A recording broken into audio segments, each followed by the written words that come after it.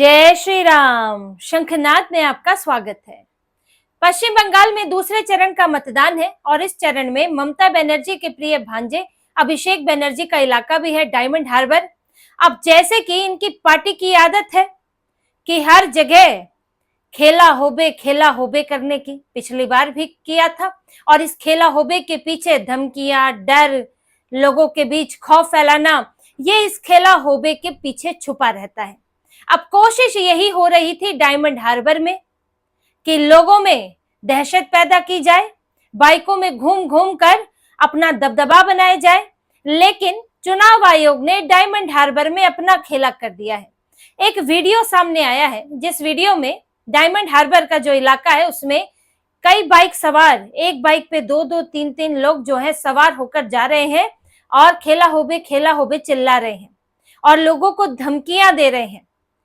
अब जैसे ही इसका सीसीटीवी फुटेज सामने आया, आवाजें भी दिख रही थी, बाइक सवार भी दिख रहे थे, तो ये फुटेज सीधे सीधे पहुंच गया चुनाव आयोग के पास और चुनाव आयोग ने यहां पर इन लोगों को दबोच लिया। चुनाव आयोग ने सीधे सीधे शिकायत कराई। ये कोई आम मामला नहीं कि बाइक पर जा रहे हैं, धमकियां दे दी, कोई फर्क नहीं पड़ रहा है, कुछ नहीं।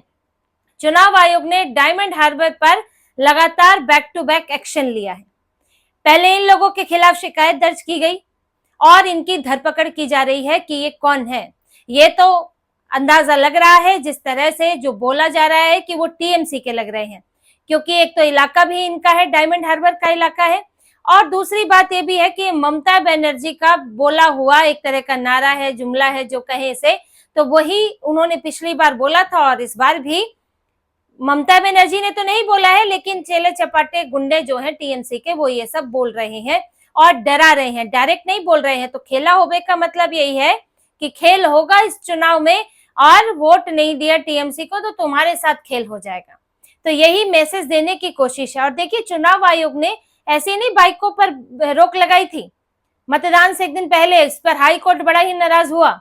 यही वजह थी कि आप ये लोग यही करते हैं, एक साथ बाइक पे घूमना, दो दो तीन तीन की खेप एक बाइक पर होती है और इसी तरह से लोगों को डराते हुए चलना, ताकत का प्रदर्शन करना, और यही डायमंड हार्बर में दिखा है। लेकिन चुनाव आयोग ने भी डायमंड हार्बर में इन्हें दबोच लिया है, अपना शिकंजा कसा है, क्योंकि यहाँ पर पुलिस पर भी, पुलिस अधिकारियों पर भी एक्शन हुआ है।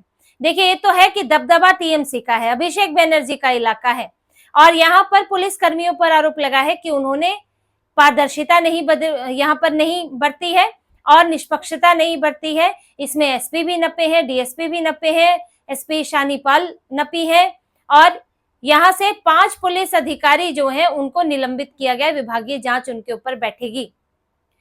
तो आप इस इलाके का दृश्य आप यहाँ समझ सकते हैं कि किस तरह का यहाँ पर पक्षपात हो रहा था, कैसे गुंडों को छूट दी जा रही थी, और उसी कारण जो है यहाँ पर बाइकें ले लेकर इस तरह की गुंडागर्दी हो रही थी, क्योंकि पुलिस का नियंत्रण नहीं है।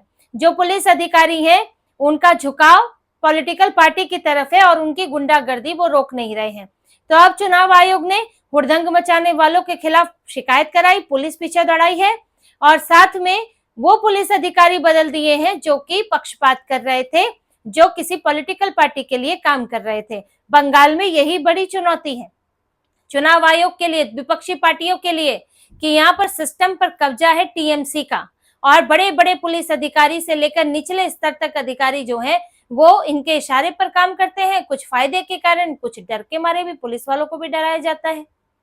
तो इसलिए चुनाव आयोग ने एक कार्रवाई की है और चुनाव आयोग ने एक निर्देश दिया है दूसरे चरण के लिए कि कोई भी जो थाना प्रभारी है, अधिकारी है, अगर उसके अधिकार क्षेत्र में किसी के पास विस्फोटक पाए जाते हैं, कहीं से भी इस तरह की हुड़दंग की, हिंसा की, मार पिटाई की अगर घटनाएं होती हैं या इस तरह के यहाँ पर हम हालात बनते हैं, तो उस अधिकारी पर कार्रवाई होगी। साफ माना जाएगा कि उस अधिकारी की गलती के कारण, लापरवाही के कारण या पक्षपात के कारण इस तरह की घटना हुई।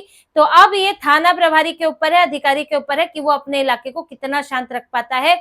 और अगले 24 घंटे में छापेमारी शुरू करा दी है, पुलिस की छापेमारी हो रही है, चुनाव आयोग ने शुरू कराई है कि जगह जगह देखा जाए कि कोई हिंसा की सामग्री ना हो, बम बारूद ना हो, किसी के पास कोई खेप लेके ना बैठा हो कि चुनाव के दिन मतदान के दिन जो है वो बम गिरा दे, क्योंकि वहां तो बम बारूद की राजनीति रही है और ये तो दुकानों पे बम बारूद मिला करते थे। वो तो इस बार इस चरण में हुआ है, पहला चरण जो निकला जिसमें मात्र 30 लोग घायल हुए, भी छुटपुट घटनाएं हुई, वरना तो आंकड़ा 1000 से ऊपर भी हो जाता था।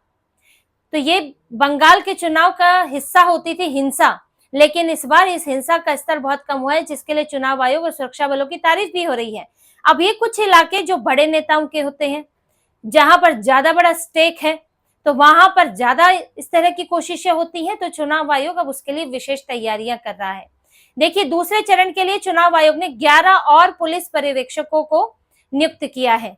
अब कुल मिला के 95 पर्यवेक्षक हो गए। अब क्योंकि देखिए, जबकि ये जो इलाका है अब जो दूसरे चरण में है उसमें 142 सीटें हैं और इससे पहले 152 सीटें थी, लेकिन ये जो इलाका है उसमें अधिकतर संवेदनशील क्षेत्र आते हैं। बॉर्डर से लगता हुआ इलाका है, साउथ 24 परगना के हैं इसमें कुछ इलाके, नादिया है, कोलकाता है, हुगली का इलाका है और भी कुछ बॉर्डर से लगते हुए विधानसभा क्षेत्र हैं जो इस बार जाने हैं, और ये ममता बनर्जी का स्ट्रॉन्ग होल्ड है। तो आप ये इस बात को इस तरह समझ सकते हैं कि ममता बनर्जी इन इलाकों को किसी भी हाल में खोना नहीं चाहती है, और यहाँ पर स्ट्रॉन्ग होल्ड होने की एक बड़ी वजह घुसपैठिए भी है, फर्जी मतदान भी हुआ करता था जिसमें इस बार कटौती हुई है, घुसपैठियों का नाम कटा है।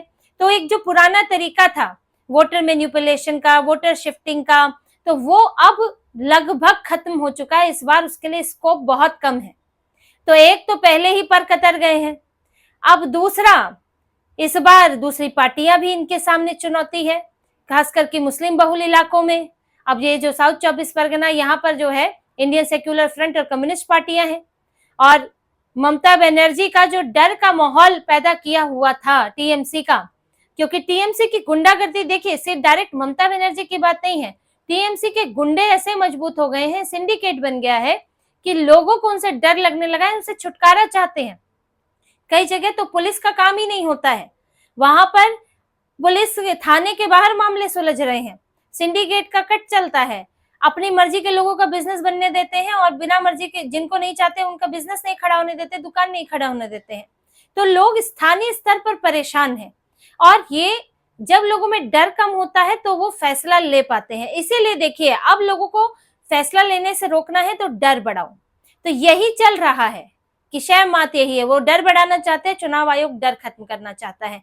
तो डायमंड हार्बर में तो अभिषेक बनर्जी के लिए मुश्किल हो गई, कोशिश की थी, चुनाव आयोग ने इनकी कोशिशें विफल कर दी है।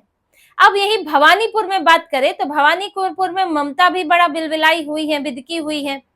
अब यहाँ पर शुभेंदु अधिकारी भी है और यहाँ पर ममता बनर्जी भी है। अब क्योंकि इस बार के चरण में तो होगा, ये दोनों भवानीपुर में वोट पड़ेगा, तो ममता बनर्जी भी यहाँ रैली कर रही है और शुभेंदु अधिकारी भी कर रहे हैं।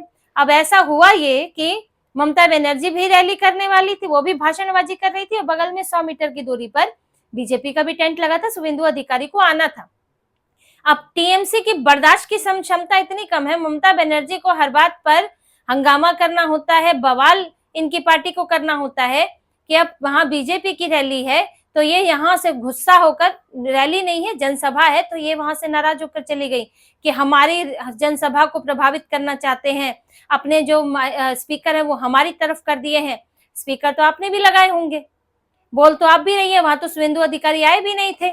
तो आप जब आप कर सकती हैं तो वो भी कर सकते हैं, लेकिन इनकी तो आदत है कि विपक्ष कैसे बोल सकता है, विपक्ष को बोलने के लिए ममता बनर्जी की इजाजत लगेगी, लेकिन इस बार ऐसा हो नहीं रहा है। तो ममता बनर्जी बड़ी नाराज हो गई, क्योंकि उधर से भी कुछ आवाजें आ रही थी, नाराज हो गई, गुस्सा हो गई, और टीएमसी के वही कार्यकर्ता, समर्थक, गुंडे जो भी कहो, वो पहुंच गए भाजपा की टेंट की तरफ जहां जनसभा होनी थी, और वहां पर जाकर हंगामा, नारेबाजी करने लगे, तो भिड़ंत की स्थिति बन गई।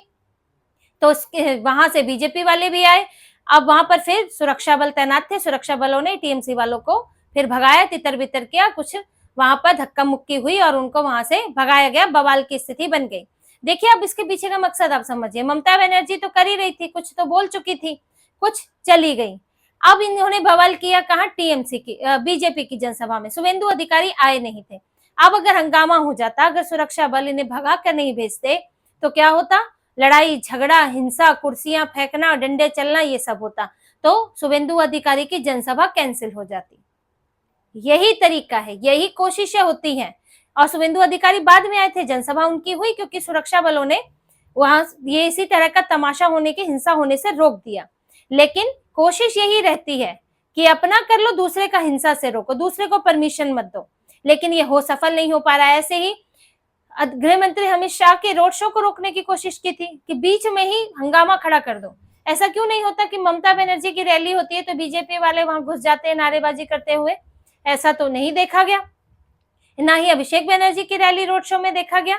लेकिन यहाँ बीजेपी के में ये लोग अड़ंगा लगाने की कोशिश करते हैं ताकि बीच में ही, जैसे अधीर रंजन चौधरी के साथ भी किया था इन्होंने, उनकी बीच में रैली में आ गए अचानक से टीएमसी वाले और नारेबाजी करने लगे। अब इससे जो है धक्का मुक्की, हंगामा और लात घूसे चल पड़ते हैं और वहीं पर रुक जाती है, कम से कम कुछ घंटे बर्बाद हो जाते हैं।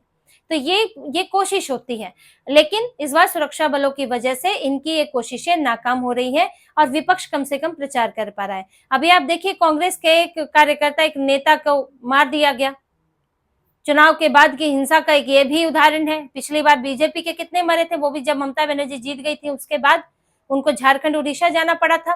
तो ये दिखता है, यहाँ तक कि राहुल गांधी जो ममता बनर्जी से डर के रहते हैं, बोल नहीं पाते, अब उन्हें बोलना पड़ रहा है क्योंकि टीएमसी वालों ने मारा है कांग्रेस के नेता को।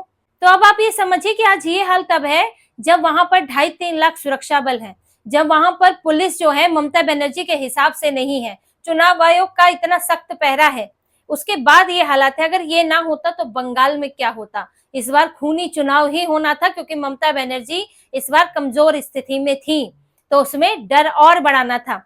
तो इसलिए चुनाव आयोग जो ये फैसले ले रहा है, बाइक रैली बंद करना हो, बाइकों को रोकना हो या सख्ती करनी हो, सुरक्षा बल बढ़ाने हो, वो इसीलिए है कि बंगाल के लोग सुरक्षित रह सके और सबको बराबरी का मौका मिल सके, लोग वोट डाल सके। और इसीलिए सारी कवायद है और यही वजह हो जाती है कि ममता बनर्जी को चुनाव आयोग बुरा लगने लगता है, क्योंकि वो रोक नहीं पाती है अपने विपक्षियों को, अपने विरोधियों को। तो फिलहाल जो अब इस बीच कोशिशें हुई हैं, उन्हें चुनाव आयोग ने रोका है। डायमंड हार्बर में अभिषेक बनर्जी की मुश्किल बढ़ी तो भवानीपुर में ममता बनर्जी की मुश्किल बढ़ी और टीएमसी की गुंडागर्दी पर चुनाव आयोग ने नकेल कसी है। तो इसी तरह की और खबरें और विश्लेषण आपके लिए लाते रहेंगे। हमसे जुड़े रहिए, सब्सक्राइब कीजिए, कमेंट कीजिए। बहुत बहुत धन्यवाद। जय श्री राम।